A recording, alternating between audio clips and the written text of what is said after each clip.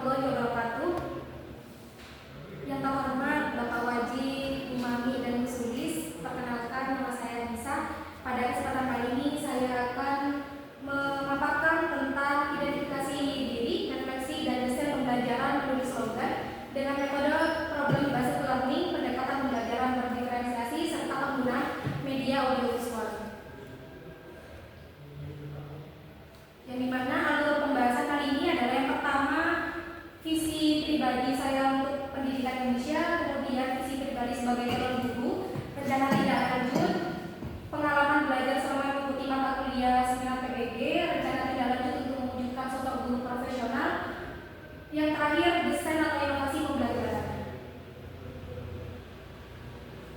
Visi pribadi saya untuk pendidikan Indonesia adalah mampu membentuk generasi yang cerdas, yang dan berguna untuk bangsa dan negara dengan menjunjung tinggi nilai-nilai moral dan budaya.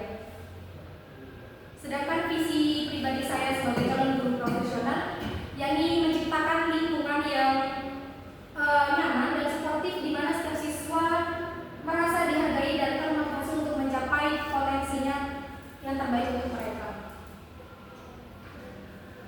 Maka langkah untuk mencapai visi tersebut yang pertama mengembangkan diri, yakni saya akan terus belajar, kemudian mengikuti pelatihan untuk mengembangkan potensi saya sebagai guru, dan kedua menerapkan pembelajaran yang inovatif, kreatif, dan berdiferensiasi, yang dimana saya akan mencari cara dan pembelajaran yang baru, cara baru untuk mengajar agar setiap peserta didik itu bisa belajar sesuai dengan kemampuan mereka, yang sesuai dengan mereka inginkan.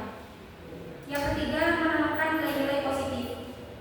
Jadi saya tidak akan menekankan atau memfokuskan diri mengajarkan mereka sesuai dengan akademisnya, tapi juga mengarahkan mereka untuk bersikap dan berkarakter baik, seperti membiasakan mereka untuk menerapkan 5S, senyum, salam, sopan, santun, dan menyapa. Dan terakhir, evaluasi dan refleksi diri secara terus-menerus, yakni memastikan langkah yang sudah saya ambil itu baik, kemudian jika memang ada hal yang salah atau langkah yang salah, saya akan memperbaikinya.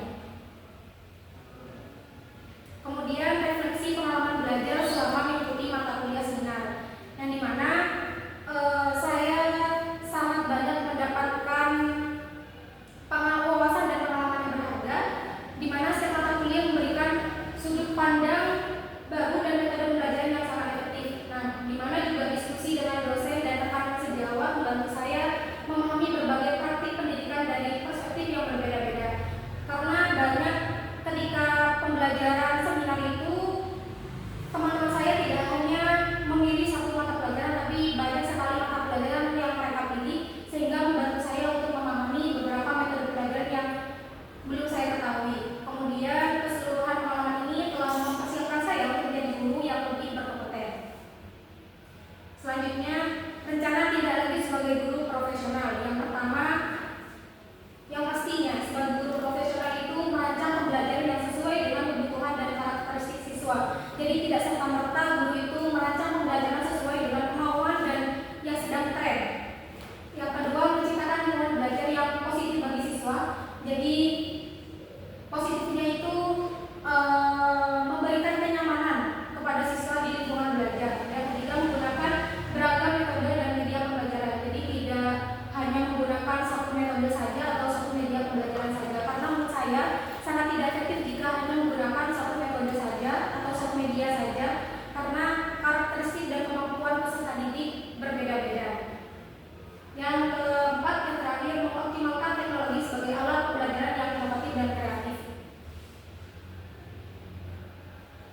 Refleksi mata kuliah. Dari 12 mata kuliah termasuk seminar, saya memfokuskan untuk pembelajaran berdiferensiasi, yakni pada topik 3, strategi pembelajaran dan berdiferensiasi, di mana pada strategi tersebut memiliki pendekatan yang menyesuaikan metode dan materi agar sesuai dengan kebutuhan, minat, dan kemampuan setiap siswa. Tujuannya yakni memastikan setiap siswa dapat belajar dengan cara yang paling efektif bagi mereka.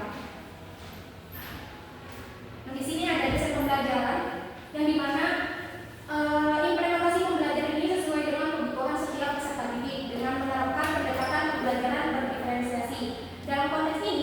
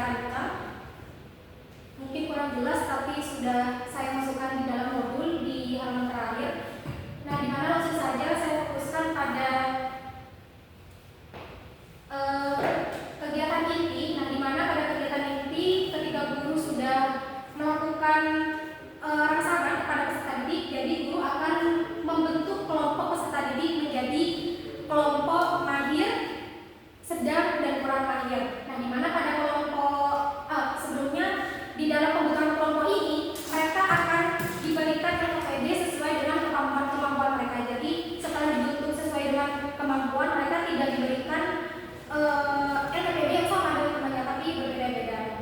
Pada kelompok mahir, mereka itu akan diberikan tantangan ini dengan tugas menggunakan media audiovisual yang dimana dalam audio ini memberikan pemahaman yang memperdalam pemahaman mereka. Jadi pada kelompok mahir ini juga diberikan kebebasan untuk guru untuk belajar sendiri, jadi tidak ditemani atau didampingi oleh guru. Kemudian pada kelompok sedang, mereka akan berkoordinasi, medianya dikombinasi dengan visual dan audiovisual, yang dimana dengan media tersebut mereka akan memperoleh pemahaman secara bertahap. Pada kelompok terakhir, pada kelompok belum mahir ini, mereka akan diberikan media visual yang lebih sederhana, kemudian juga didampingi oleh